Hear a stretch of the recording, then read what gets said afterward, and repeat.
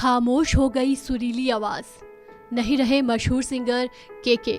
Singer KK जिनकी आवाज हर दिल को छूती रही, अब हमेशा के लिए वो आवाज थम गई है।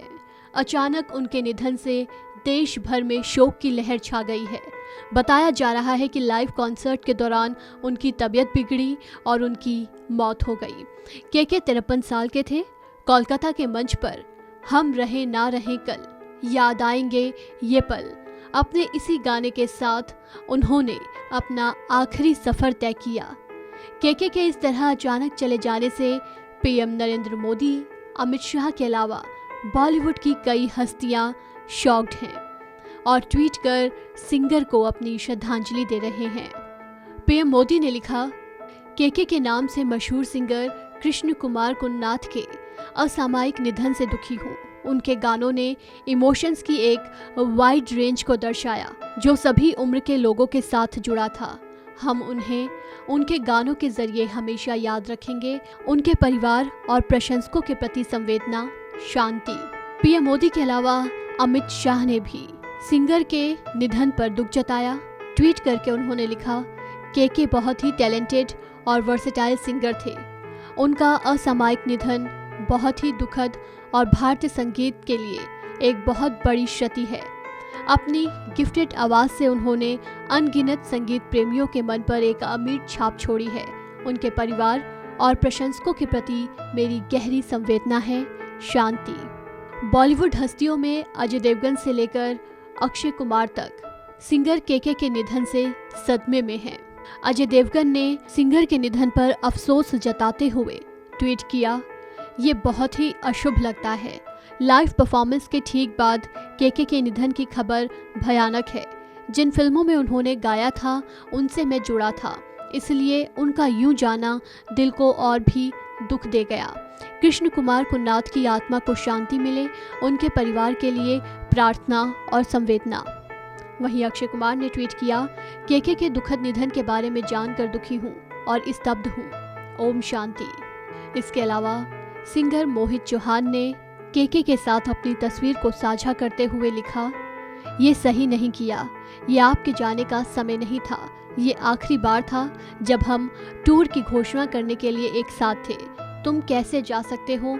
सदमे में, दुख में एक प्रिय मित्र, एक भाई चला गया। श्रेया घोषाल ने दुखी मन से ट्वीट किया, मुझे कुछ समझ नहीं आ रहा, सुन्न हूँ। केके क्यों? ये स्वीकार करना बहुत कठिन है, दिल टूट गया है। गायक के निधन पर जुबिन नौटियाल ने लिखा, one and only KK. KK की निधन की खबर सुन प्रीतम ने ट्वीट किया है, एकदम सदमे में, केके के बारे में सुना, कृपया कोई मुझे बताए कि ये सच नहीं है। इसके अलावा कई नामी हस्तियों ने सिंगर केके के निधन पर दुख जाहिर किया है। सभी हैरान हैं। वरुण धवन, मृणाल ठाकुर, विवेक ओबराय, सलीम मर्चेंट, अदनान सामी, अनु मलिक, अभिषेक बच्चन, करण जौहर समेत तमाम सितारे केके के निधन की खबर से सदमे में हैं और उनकी आत्मा की शांति के लिए कामना कर रहे हैं। पंजाबी सिंगर और कांग्रेस नेता मूसेवाला की मंसा जिले में 29 मई को गोली मारकर हत्या कर दी गई थी। 30 मई की रात को पोस्टमार्टम हुआ और 31 मई दोपहर उनके पार्थिव शरीर का अंतिम संस्कार हुआ। वहीं अब जानकारी मिली है कि सिद्धू मूसेवाला हत्याकांड में पहली गिरफ्तारी हुई है। पंजाब पुलिस ने उत्तराखंड से हिरासत में लिए गए मनप्रीत सिंह नाम के शख्स को गिरफ्तार किया है। उसे अदालत में पेश किया गया, जहां से उसे 5 दिन के पुलिस रिमांड पर भेज दिया गया। आपको बता दें, पंजाब पुलिस ने 30 मई को पंजाबी गायक सिद्धू मूसेवाला की हत्या के सिलसिले में देहरादून से 5 संदिग्ध व्यक्तियों को हिरासत में लिया था। वहीं एक पुलिस अधिकारी ने बताया कि ये पांचों उत्तराखंड के चमोली जिले से हेमकुंड साहिब गुरुद्वारे जा रहे थे।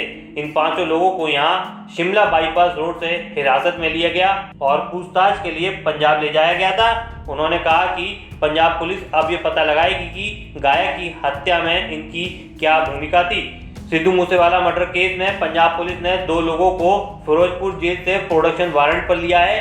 पंजाब पुलिस ने इनमें से मनप्रीत सिंह नाम के व्यक्ति को गिरफ्तार कर कोर्ट में पेश किया, जहां से उसे 5 दिन के पुलिस रिमांड पर भेज दिया गया। मनप्रीत सिंह पर आरोप है कि उसने कातिलों को गाड़ी मुहैया करवाई थी। पंजाब पुलिस से मिली जानकारी के मुताबिक सिद्धू मूसेवाला पर 30 राउंड फायर किए गए। पोस्टमार्टम से भी पता चला है कि सिद्धू के शरीर में 24 गोलियों के घाव थे। एक गोली सिर की हड्डी में फंसी हुई थी। बॉडी के दूसरे पार्ट में भी अंदरूनी चोटें लगी हुई थी। वहीं गोलियां लगने के बाद बुरी तरह जख्मी सिद्धू और उनके 2 दोस्तों को अस्पताल ले जाया गया, लेकिन ज्यादा खून बह जाने से उन्होंने दम तोड़ दिया। डॉक्टरों ने सिद्धू को मृत घोषित कर दिया। पंजाबी गायक सिद्धू मूसेवाला की हत्या की जिम्मेदारी लॉरेंस बिश्नोई गैंग ने ली है।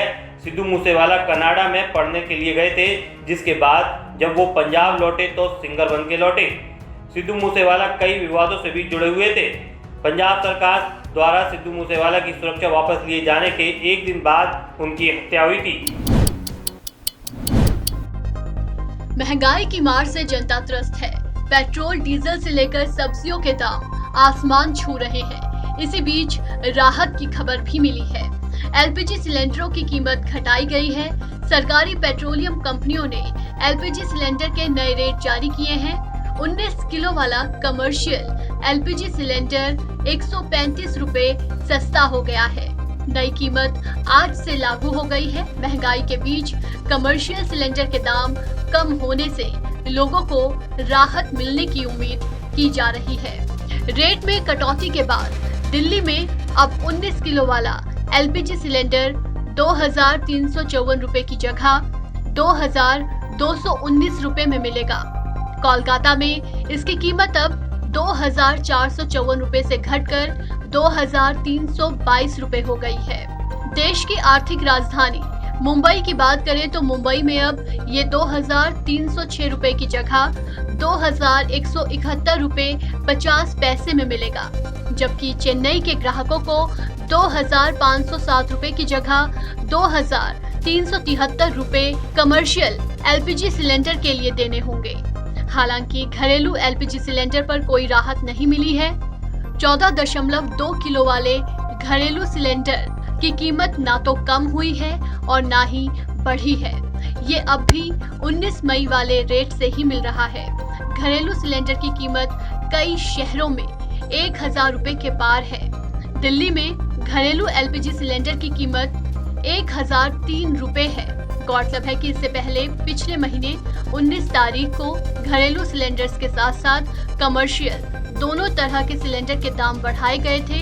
उस समय 14 किलो वाले घरेलू सिलेंडर के दाम 3 रुपए 50 पैसे बढ़े थे और 19 किलो वाले कमर्शियल सिलेंडर के दाम 8 रुपए बढ़ाए गए थे। इस बात के अनुमान लगाए जा रहे थे कि सरकारी तेल कंपनियां 1 जून को एलपीजी सिलेंडर के दामों में बदलाव कर सकती हैं। जिस तरह से ग्लोबल मार्केट में कच्चे तेल के दाम बढ़ रहे थे, माना जा रहा था कि 1 जून से एलपीजी सिलेंडर के दाम बढ़ने से आम जनता पर महंगाई की मार पड़ेगी। लेकिन फिलहाल घरेलू एलपीजी सिलेंडर के दाम स्थिर हैं और कमर्शियल एलपीजी सिलेंडर के दाम घटे हैं।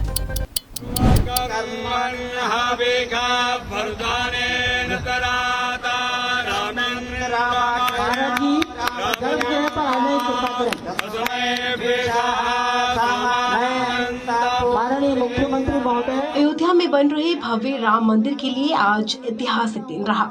गर्भगृह का निर्माण कार्य आज से शुरू हो गया है।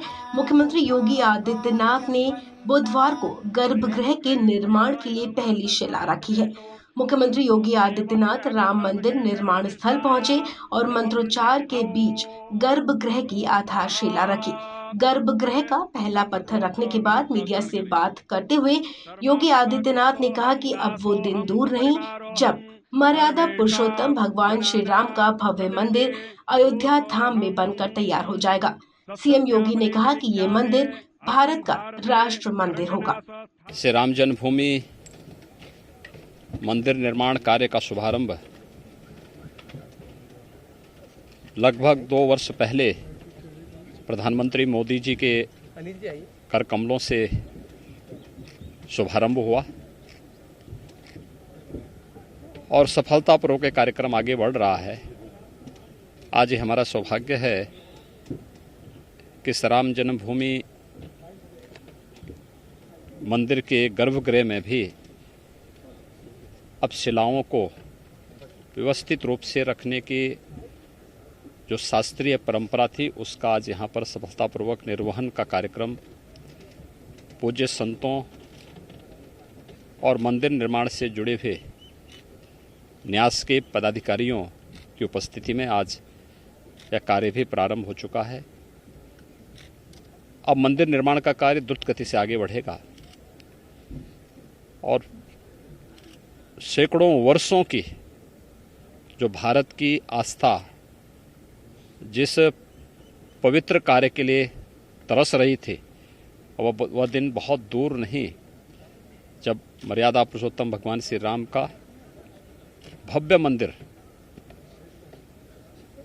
अयोध्या धाम में बनकर के देश और दुनिया के सभी सनातन हिंदू धर्मावलंबियों की आस्था का प्रतीक तो बनेगा ही। श्री राम जन्मभूमि मंदिर भारत का राष्ट्र मंदिर होगा। भारत की आस्था को सम्मान देने के साथ साथ भारत के एकात्मता का भी एक प्रतीक होगा। और आज इस कार्य में गर्भगृह में शिला पूजन के कार्यक्रम का सौभाग्य हम लोगों को प्राप्त हुआ है। मुख्यमंत्री योगी आदित्यनाथ ने कहा कि पिछले 500 साल से देश के साधु संत राम मंदिर आंदोलन को चला रहे थे। आज उन सभी लोगों के दिल को खुशी मिली होगी। गर्भगृह का पहला पत्थर रख दिया गया है। गोरक्षनाथ पीठ की 3 पीढ़ी इस मंदिर आंदोलन से जुड़ी हुई थी। आपको बता दें, भव्य राम मंदिर के निर्माण कार्य को पूरा करने के लिए 3 चरण की समय सीमा है। 2023 तक गर्भगृह, 2024 तक मंदिर निर्माण और 2025 तक मंदिर परिसर में मुख्य निर्माण कार्य पूरा होगा। देश में कोरोना वायरस संक्रमण ने एक बार फिर से टेंशन बढ़ा दी है। एक बार फिर से कोरोना ने रफ्तार पकड़ ली है। स्वास्थ्य मंत्रालय हर रोज कोरोना के नए आंकड़े जारी करता है और सूचना देता है कि देश में कोरोना की क्या स्थिति है। हर दिन कोरोना के कितने मामले बढ़ रहे हैं और कितनी मौतें दर्ज की जा रही हैं। साथ ही किस राज्य में कोरोना के सबसे ज्यादा मामले सामने आ रहे हैं। स्वास्थ्य मंत्रालय की ओर से जारी आंकड़ों के मुताबिक पिछले कुछ दिनों से कोरोना के मामलों में इजाफा हो रहा है। पिछले 24 घंटों के दौरान देश भर में कोरोना के 2745 नए मामले मिले हैं, जबकि इस दौरान 6 लोगों की मौत हो गई है। ये आंकड़े पिछले दिन के मुकाबले 407 ज्यादा हैं। इससे पहले मंगलवार को 2338 केस सामने आए थे। नए मामले सामने आने के साथ ही देश में कोरोना से संक्रमित लोगों की संख्या 4,31,60,832 हो गई है। वहीं अब कोरोना के एक्टिव केस की संख्या 18,000 के पार पहुंच चुकी है। देश में कोविड-19 के एक्टिव मरीजों की संख्या बढ़कर 18,386 हो गई है, जो संक्रमण के कुल मामलों का 0.04% है। डेली पॉजिटिविटी रेट 0.6% पर पहुंच गई है।